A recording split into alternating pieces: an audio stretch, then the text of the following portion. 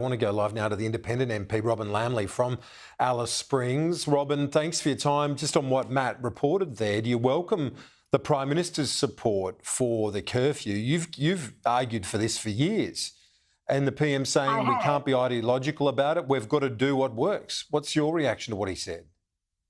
Well, he's right. It did work, and it's good to hear the Prime Minister acknowledge that. And as Matt Cunningham just pointed out, it was a bit rich to see the Attorney-General, the Deputy Chief Minister, standing behind the Chief Minister nodding when he was one of the biggest critics of implementing a youth curfew in Alice Springs. He belittled me and rubbished the whole thing for many years, as did most of his Labor parliamentary colleagues. But look, that's history. But the Prime Minister coming to Alice Springs over the last 24 hours has been good in the fact that he can see for himself what's going on. He came to town in January of last year and fixed up a huge crime crisis that it was a complete state of lawlessness back in January of last year. And he came to town and basically fixed the problem by overriding a policy decision of the Northern Territory Labor government to not implement those grog bans across all those communities. So him coming back again, even though he hasn't really made too many announcements while he's here, at least he can see for himself and keep a check of what has been a completely neglectful and incompetent Northern Territory Labor government when it comes to Alice Springs. The PM also, on something you discussed with us earlier in the week about the $250 million committed to Central Australia, he says it will have an impact on Alice. He's going to listen to people on the ground there. Does that give you any reassurance that it will be money well spent?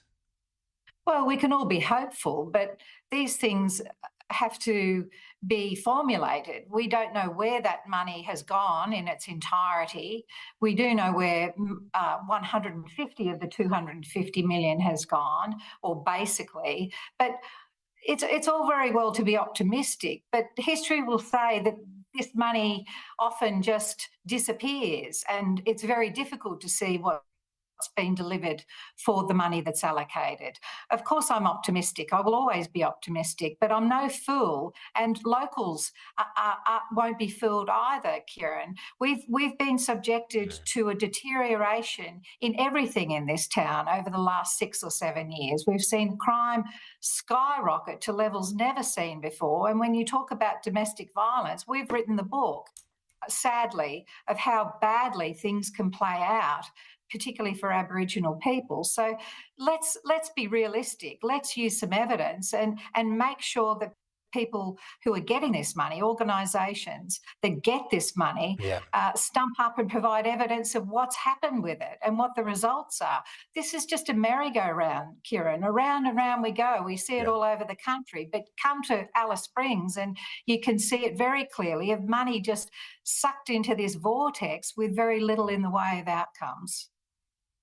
And as you rightly have argued, we don't want to be here in 10, 20 years' time talking about the same sorts of issues. There needs to be not just a circuit breaker, but something that changes the trajectory of a lot of the communities. And they are hard decisions to make, Kieran. There's so many elephants sitting in the room that people don't want to talk about. When you talk about domestic violence, how often do you hear a real conversation about who these pigs are that are perpetrating this violence? And that's what we don't get in the Territory because it's so sensitive. You're talking about small families and communities and groups where they don't want to necessarily identify who it is that's causing the pain to women and children. But until you get beyond that, you'll just go round and round in circles. I mean, public awareness, education around what is domestic violence, and hopefully bringing up future generations that know about it and repel it and reject it. Of course, that's part of the issue. But until you identify who these people are and judge them accordingly rather than hold their hand and hope that they rehabilitate, nothing will change. And this is where we're at in Central Australia. We've got one men's program here in Alice Springs that treats perpetrators of domestic violence, but with very few numbers going through, encouraging signs. But when you look at the scale of the problem, the treatment and the outcomes are miserable. So you just have to be so brutal and realistic, I think, if you are really willing to change some of the problems that we have going on in Alice Springs and obviously right throughout the country. Yeah. Robyn, thank you as always. Before you go, we've only got about 30 seconds left, but the collapse of Bonza, the discount airline, I'm told it's going to have quite an impact on Alice Springs and the cost of flights getting out of Alice.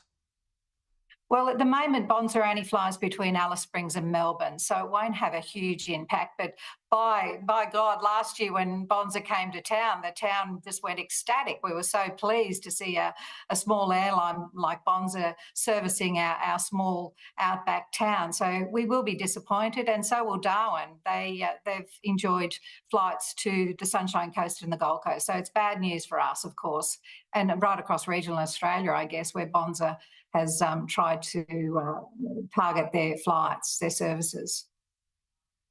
Robyn Lambley joining us from Alice Springs. Thank you as always. Thanks. Thank you, Kieran.